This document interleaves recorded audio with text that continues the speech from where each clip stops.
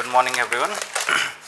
So 28 June 2022, let's see which are the important articles from today's The Hindu newspaper. Look at the first page, bottom side. India's gig workforce to reach 2.35 crore by 2030. So there is a Niti Aayog report on gig economy, gig workers. So this report is very important for our examination. Last year in GS 1 paper UPSC asked this gig workers or gig economy related question from the society perspective, but it is a very important topic also in GS 3 paper economy part. So that's why, and some good data is mentioned in this article, the number of gig workers at present, how Niti Aayog is classifying the gig workers as a platform workers and non-platform workers, and what is the projection that we have by 2030, how many, let's say, the gig workers will be there, how they will be contributing to the economy. So ये सारा यहाँ पे mention किया हुआ है, and some way forward or suggestions are given by the report also. So we'll cover this from GS3 paper economy part. Okay. So Prime Minister invites G7 nations to invest in clean energy. Okay, so special session of G7 summit in Germany was held and our Prime Minister was invited. So he participated there, and all of you will agree that energy access should not be privilege of the rich only. The poor family also has some same rights, and today when energy costs are sky high due to geopolitical tensions, it is more important to remember this. So the session was investing in a better future, climate, energy and health. Okay, so yes, we all know that G7 summit is going on. Yesterday we covered this part and how Russia has invaded the Ukrainian capital on the same day. So we should be having follow up on all these geopolitical developments that are going on, and whenever India is participating or it is relevant to India's interest. So any development which is impacting India's interest, that is relevant to our examination. Okay, so yesterday we talked about the new initiative launched by G7 countries in the as a counter to, let's say, Belt and Road Initiative of China. Now come to page number 5. Tamil Nadu asked Andhra Pradesh to suspend supply of Krishna water from 1st July. So this particular, let's say, article relates to this Telugu Ganga project. This Telugu Ganga project is related to diversion of Krishna waters to Tamil Nadu. This is actually implemented in a joint manner by both Tamil Nadu and Andhra Pradesh government in 1980s. The waters of Krishna river from Sri Sailam reservoir in Andhra Pradesh was diverted through canals towards Chennai city so as to satisfy its drinking water requirements. So the names of all these reservoirs built along the way, and in the end the storage reservoirs, their names are mentioned here. Now UPSC is every year asking questions related to geography mapping, and that too artificial lakes or natural lakes, saltwater lakes or freshwater lakes. So that's why these names are important, especially those features from southern India and northeastern India. They are relevant to our examination. UPSC को ज़्यादा interest वहाँ पे होता है, right? So we will cover this topic from geography mapping perspective. Yes, on page number 6, lead article, very good article. You should all read this. It is related to economics of freebies. Okay, so D. Subbarao, former RBI governor and also finance secretary to the government of India. So he is explaining the fallouts of giving let's say political freebies during the elections as a part of election manifesto. So how it impacts the health of states, different states who are giving these freebies. तो यहाँ पे Punjab government का उन्होंने example दे के सारा explain किया हुआ है. This is very good article. Every one of you should read this complete article also, and here also will discuss from polity and governance perspective. Okay. Fine. So other articles, they are not that much important, although on page number 7, yes, Modi's 2 summit UAE trumps G7. So this article is talking about how Prime Minister's visit to UAE after this G7 summit is more significant than G7 summit visit. Okay, so in recent past we discussed about India-UAE relations. Those who have not followed that part, you should read this article, India-UAE relations from IR section. At one place you will get all the data and all recent developments. Okay. Now, yes, on page number 8, lead article, not important, but bottom side, the history of Sterlite copper plant in Thoothukudi. So in 2018, this was in news because of death of 14 people happened in the surrounding region of this Thoothukudi copper smelting plant is there. And this particular plant had some kind of negative impact in the nearby environment in terms of air pollution and water pollution, groundwater pollution, everything. And that's why this was shut down after a lot of protest happened by the local people there. So you should know that last year there was one question in prelims examination, which of the following pollutants are released by the copper smelting plant. तो उसका context जो था ये Thoothukudi वाला जो controversy हुआ था वो था. So those who have just now started preparing for the examination, they should be knowing the background. Briefly you go through this particular topic, it is informative only. तो आपको एक लिंक लगेगा कि क्या हुआ था एक्चुअल में. Although UPSC will not ask question on this now, but you should be knowing this. You can use this example whenever, let's say, the question relates to environment pollution. Oh, okay, environment pollution is there, industrial disasters is there, so वो example आप वहाँ पे लिख सकते हैं. Now on page number 9, keyword economic calculation problem. Okay, economic calculation problem is famous debate here. Debate related to whether the command economy, which is we can say the planned economy in a top down approach that we followed after independence through 5-year plan or through planning commission implementing this 5-year plans. Okay, so you should know that there is debate among the economists on whether that command economy or planned economy is effective or not. तो ये debate जो बोला जाता है उसको ये debate का नाम है economic calculation problem. Okay, just that much information is sufficient for you. Fine, other news are political in nature. Come to page number 12. Sikar in Rajasthan tops school grading index at district level. The name of this index by Ministry of Education, performance grading index for districts for 2019 year. And here 3 districts of Rajasthan have fared top among all states.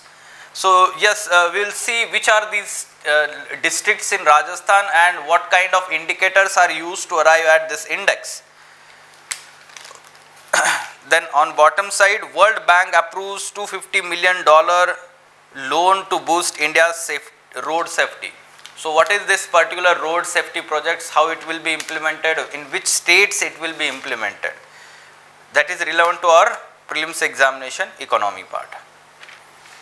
Okay, so yes, there is one news, India Malaysia discuss defense ties. So just go through it.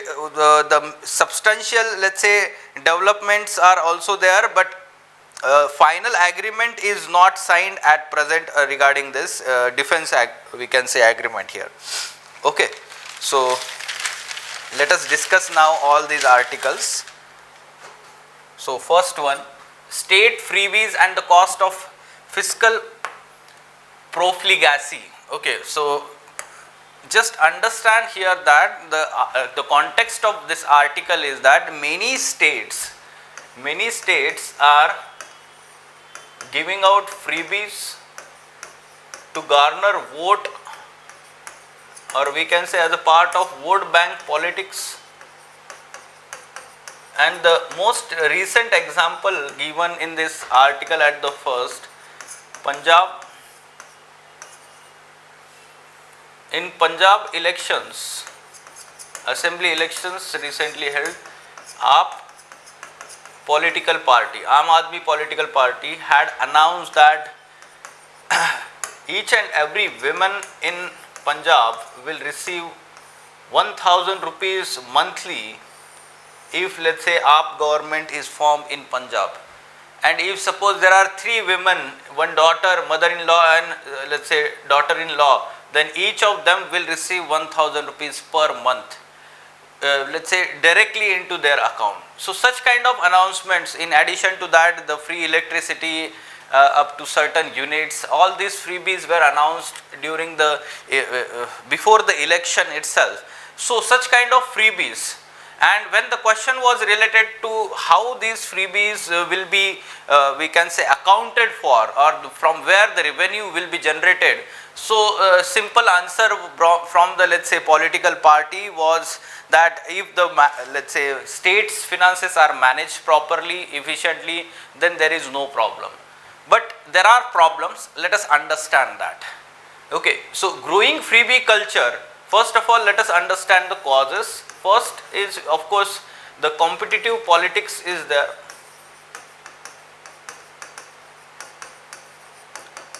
These political parties are, competing with each other, and that too in a negative manner by announcing lot of freebies. एक political party एक freebie announce करता है, दूसरा political party उससे भी ज़्यादा करने की कोशिश करता है. So it is nothing but ultimately they want to garner maximum vote bank for the elections. They want to win elections. So ultimate motive is this one only. And because of that, freebie culture has increased. And third, you should know that weak regulation and accountability on part of these political parties and subsequent governments that are formed. So ये जो है इस पे ऊपर ज़्यादा regulation नहीं है, और उसकी वजह से बोल सकते हैं कि फ्रीबी कल्चर ज़्यादा हो गया है. Now what are the consequences? We should understand that freebies given from the social justice perspective, that is to poor and vulnerable. So that is very important. It is good thing. It is good thing because it is part of welfare state. Okay, so state need to protect the vulnerable sections, and for them, for example, free food grain that were given as a part of Pradhan Mantri Garib Kalyan Yojana during the pandemic time. So that is a good thing, that is important one. So that is not the problem as such. But when the freebies are given to all people irrespective of the socio-economic background, then that creates the problem. Now it raises several questions related to whether, let's say, the public money, or let's say taxpayers money, it should be used in such a manner, whether there is a good alternative to use that public money. And we all know that whatever the budgeted money or taxpayer money is there,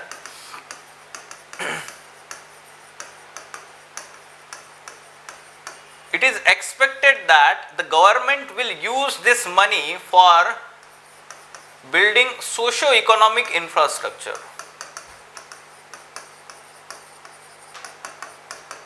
Okay, so economic infrastructure in terms of roads, railways and other infrastructure, we can say. Social infrastructure in terms of education, quality education and health facilities. So social and economic infrastructure, this will again boost the economic growth in future, and ultimately we can say that the government will benefit along with all people. This is expected, but when the government starts giving such freebies, or the taxpayers money is freely given to all people as a part of election let's say promises, then that creates the moral hazard. Consequences. It creates fiscal slippage. Fiscal deficit increases, fiscal slippage, as more and more borrowing is done to give the freebies. this is bad economics. This is bad economics. Okay, so that's why we should understand the consequences. Second thing we should also understand here, there is Chinese proverb which says that if you give a man a fish, so you will feed that man for a day. But if you explain or teach that man how to catch the fish, then basically you are ensuring that the person is not going hungry every day. Okay, so basically you are improving the capabilities of that person. You are improving the capabilities of that person, and therefore such approach is more sustainable rather than giving the freebies. So this is also, we can say, capability approach of Amartya Sen. Capability approach of Amartya Sen, Nobel laureate. So he had given this capability approach, and he says that instead of giving freebies, rather there should be skill improvement, skill development, and there should be promotion of entrepreneurship that will ensure that the person is getting the sustainable income and there is growth. ठीक है, तो ये capability approach important है. Now present institutional checks and balances and their efficacy. So what are the present institutional checks and balances, and we'll let's say try to evaluate their efficacy. First one is opposition party in the legislature. Okay, so the most important check on the government is basically the legislative parties or the opposition in the legislature, and they are becoming weak here. They don't want to oppose on this issue, freebies. Otherwise, next time when they announce the freebies, they will lose on, let's say, all this.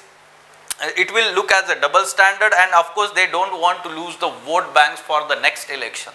So that's why they will not criticize the government in the freebie culture. So it is weak, we can say, checks here. Second is, let's say, Cag Report. So Comptroller and Auditor General, so auditing of government expenditure. This is very important check on the government, but this has been also weak.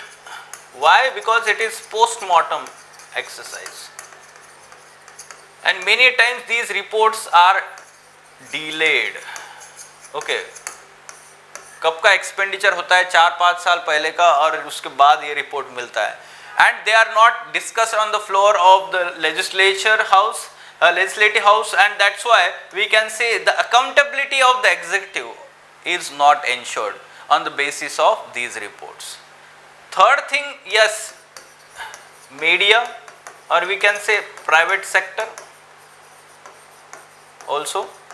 It is also responsible, we can say it can hold the government responsible because of we can say the such kind of money or bad economics being followed, but the private sector or the business sector is not able to criticize here, because they feel that whatever the government, state government is borrowing from the market, it is having some kind of backing by the central government. But this is not true. All, let's say, borrowings do not have such backing from the central government. So again we can say this is weak mechanism. Such kind of evaluation you should do here. Now some way forward is proposed by the writer, and the way forward is amending, first one, amending to FRBM Act, Fiscal Responsibility and Budget Management 2003 Act is there. This is responsible for ensuring fiscal prudence, fiscal discipline in the government, both central government and state government's budget. So the amendment should be done, and whatever the extra budgetary borrowings are there, and those we can say that contingency expenditure, this should be clearly mentioned whenever we talk about it. Should be included in the FRBM targets when calculating FRBM targets. First thing. Second thing is that Yes, the government, central government permission is required so as the state government to borrow from the market. If state government wants to borrow from the market, the central government gives permission to the states. Okay, so if suppose a particular state is not having good finances or fiscal, let's say, prudence is not maintained, and there is lot of budget, extra budgetary borrowings are happening, and there is chances that there can be financial failure, financial emergency in the state, then the central government can deny such permission. So central government needs to be strict here because it is constitutional mandate. And third, the writer is saying that there should be some kind of warning in terms of, let's say, financial emergency. Financial emergency is there in under Article 360 of Indian Constitution.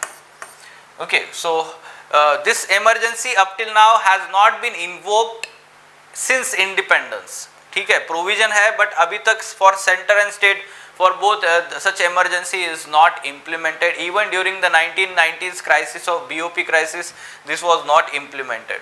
Okay, so but the central government can use this as a yardstick, or we can say to warn the states that their fiscal space or fiscal, let's say, prudence or fiscal discipline should be maintained here. ठीक है, तो ये हम यहाँ पर लिख सकते हैं.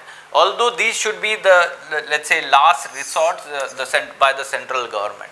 So in this manner, how at present we know that the present government at the center is ensuring some kind of fiscal prudence.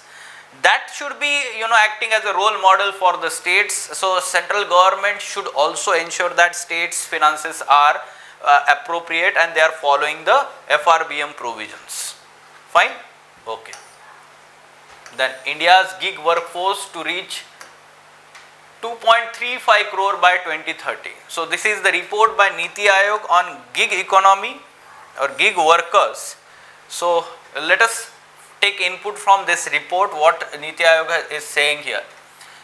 Yes, so Niti Aayog has recommended steps to provide social security, including paid leaves, occupational disease and accidental insurance, support during irregularity of work, pension plans for the country's gig workforce, which is expected to grow 2.35 crore by 2030.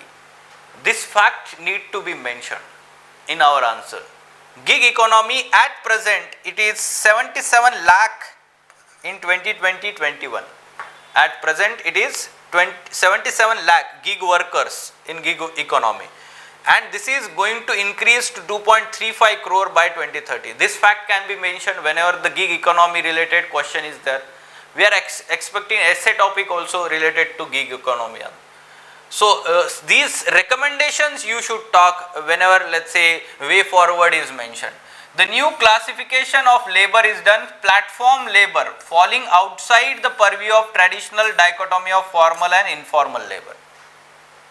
The platform labor are termed independent contractors, and as a result they cannot access many aspects of workplace protection and entitlements like social security benefits, and labor codes are also not applied to them.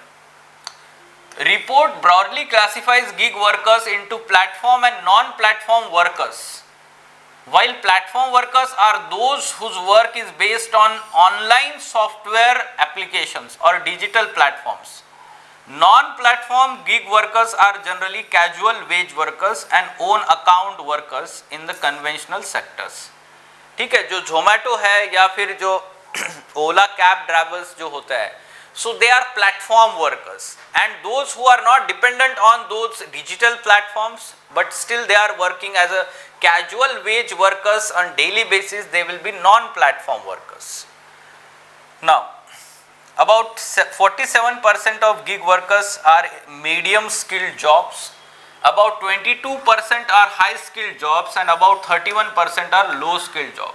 And the trend shows concentration of workers in medium skilled jobs is declining and that of low skilled and high skilled is increasing.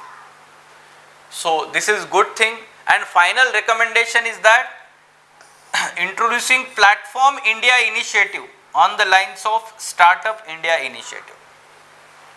Platform India initiative, यही exactly हमें answer में लिखना है way forward.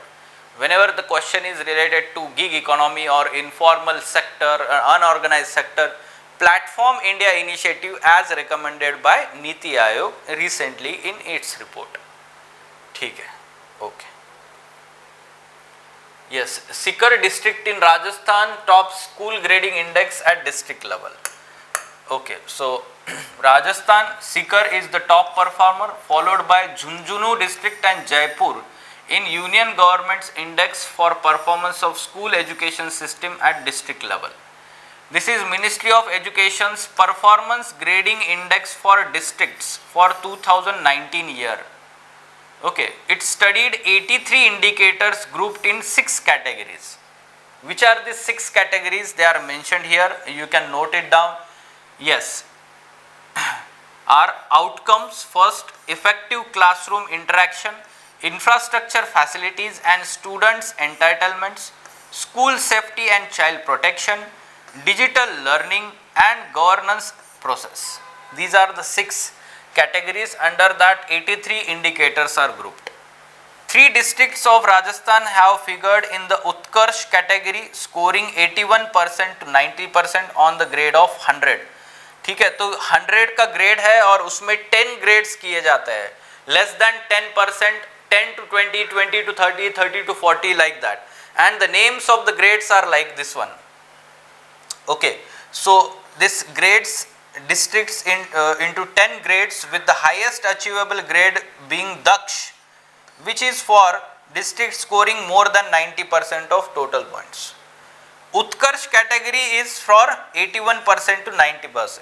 Ati Uttam 71% to 80%, Uttam 61 to 70%, and then Prachesta 1, Prachesta 2, Prachesta 3 is there, and the lowest grade is called Akankshi 3, which is for lower scores up to 10% of total points. Although you need not to remember all of them, but the highest you should know Daksh is there, and then thereafter Utkarsh, and the lowest is Akankshi 3.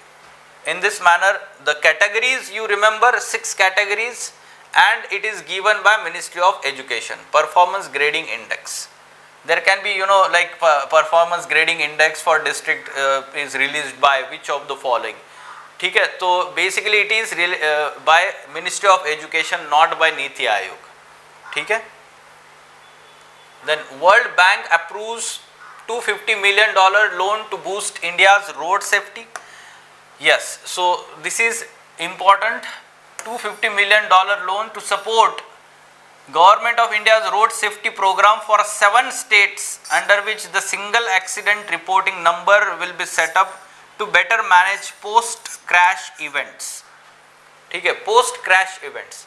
The name of the scheme is India State Support Program for Road Safety. India State Support Program for Road Safety. It will be implemented in the state of Andhra Pradesh, Gujarat, Odisha, Tamil Nadu, Telangana, Uttar Pradesh and West Bengal. And the loan maturity period 18 years with grace period of 5.5 years. The project will establish a national harmonized crash database system in order to analyze accidents and use that to construct better and safer roads. Okay, so this is the motive here, and remember the names of the states also. Now, Tamil Nadu asks Andhra Pradesh to suspend supply of Krishna water from July 1st. So, what is this supply of water and where it is happening? You should know about this. It is Telugu Ganga project, joint water supply scheme implemented in 1980s between Andhra Pradesh and Tamil Nadu to provide drinking water supply to Chennai city. ठीक है, so how this is implemented? Water is drawn from Sri Sailam reservoir in Andhra Pradesh and is diverted towards Chennai through series of interlinked canals over the distance of about 406 kilometers before it reaches to the destination at Pundi reservoir near Chennai. Pundi reservoir near Chennai. I will show the map also about all these reservoirs. Now, the main checkpoints en route of these canals we can say is Somasila Reservoir in Pennar River Valley. Remember this Somasila Reservoir in Pennar River Valley in Andhra Pradesh itself. Then Khandelaru Reservoir, the 0 point near Uttukadai where the water enters Tamil Nadu territory. And finally Pundi Reservoir, also known as Satyamurthy Reservoir. From Pundi, the water is distributed through system of link canals to other storage reservoirs located at Red Hills, Sholavaram and Chemburambakam. Okay, Chemburambakam, sorry. So all these three are storage reservoirs. So Tamil Nadu government recently has written to Andhra Pradesh that all these storage reservoirs have been completely filled up. That's why it want Andhra Pradesh government to stop the water supply from this Srisailam dam itself. ये news है. Okay, let us have a look at map here. Okay, so Krishna river, so you can see Krishna river flowing like this, and this is Srisailam project. From this Srisailam reservoir, this canal is going like this, and this is Somasila reservoir on Pennar river. Recently in prelims examination Pennar river पे एक question आया था, Gondikattu canyon. Okay, so Gondikattu canyon is in on Pennar river. It is formed by Pennar river in Kadapa district. Okay, then there is Khandelaru reservoir. Then there is let's say it is entering like this, and there is Pundi reservoir near Chennai. Chennai is located here. Pundi reservoir. तो यहाँ से जो है city के आसपास इन्होंने storage reservoirs बनाए हैं, जो 3 नाम हमने लिखे हैं. This is how the canal is built, and for the drinking water supply to the Chennai city, this project is implemented. Fine? Okay. So simple question on the basis of this information.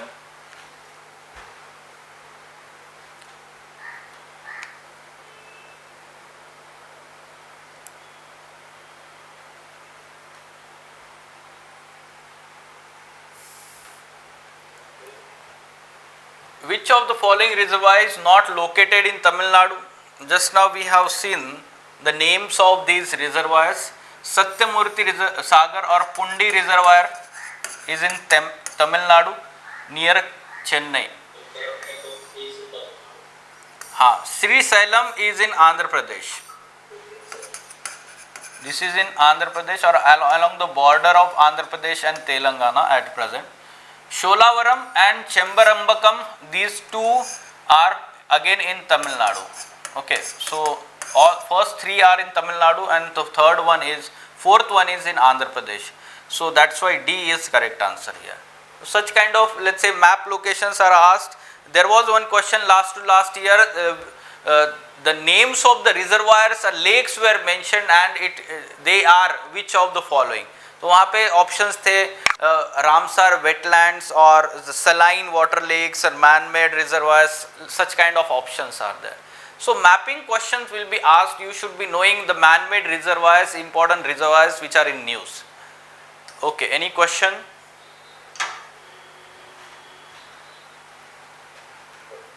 Okay, let us stop then. Welcome to Lukmaan IAS. Study General Studies with Lukmaan IAS for building comprehensive knowledge. GS paper 2 and 4 will be taken by S. Ansari, and other papers will be covered by renowned faculties. Live classes are as effective as offline classes. The classes are highly interactive in nature. Your doubts and queries will be addressed, and there will be dictation of notes. In the last 10 years, Lukmaan IAS has set up a niche in the field of UPSC guidance.